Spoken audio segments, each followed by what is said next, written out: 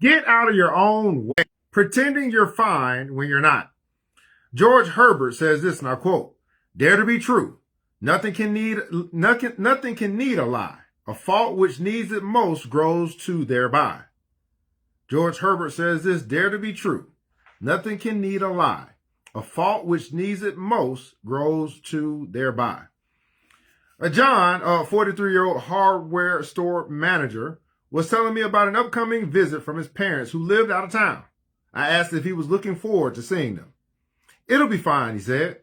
"You don't sound very convincing," I replied. "Well, they bicker constantly and criticize everything I do, but they're in their late 70s, so I guess I'm lucky they're still alive." I pushed John to express what he really felt. He admitted that he couldn't stand his parents' visits. "It drains me," he said. "Nobody enjoys it, not even them." John's typical response was to withdraw into a sullen, pouty silence. His parents would ask, "Is something wrong?" And he would say, No, I'm fine." In most instances, he couldn't even admit to himself that something was wrong. This sort of denial is common.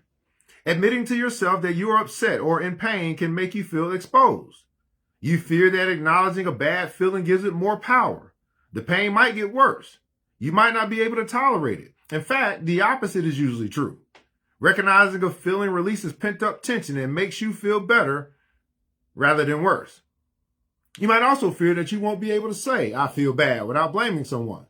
Then you have to either retaliate or, if you blame yourself, feel ashamed. You might even be forced to take action, and that prospect can be frightening. What if I don't have the skill or wisdom to make things better? You wonder. What if I have to do something risky? It's a lot easier to exempt yourself by not admitting you feel bad in the first place. As I told John, it's important to realize that being okay doesn't mean feeling okay all the time. Rather, it means being able to experience appropriate feelings without denial, self-deception, and repression. Wow. Mentally healthy people feel what they are supposed to feel. When they are angry, they feel anger. When they are sad, they feel sadness. Owning up to the feeling is the first necessary step towards feeling better. It is also important to realize that acknowledging bad feelings doesn't mean you have to do anything about them. In fact, telling yourself you feel bad actually diminishes the need to act. It stifles the impulses to take sudden, precipitous action, which could make things worse. I suggested to John that when his parents started to get to him, he should say to himself, "I hate the way I feel." He seemed puzzled, but agreed to try it. The next time I saw him, he said, as soon as I told myself, "I hate the way I feel," I felt relieved. He was able to tolerate his parents without pouting or withdrawing and without blowing up when they continued to annoy him. Admitting to yourself that you feel bad is, of course, a prerequisite to admitting it to others. In an effort to conceal your troubles, you might avoid or lie to the very people who can help you. Covering up not only keeps you from getting help, it creates a vicious cycle. It makes you become agitated and defensive. The people around you get irritated.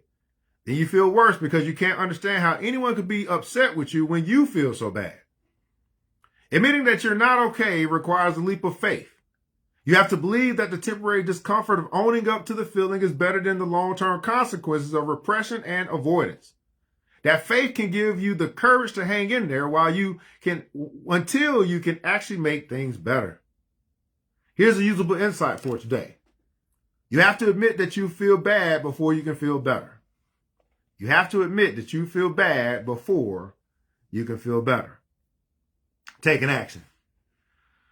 Point 1, the next time you feel bad, acknowledge the upset inwardly.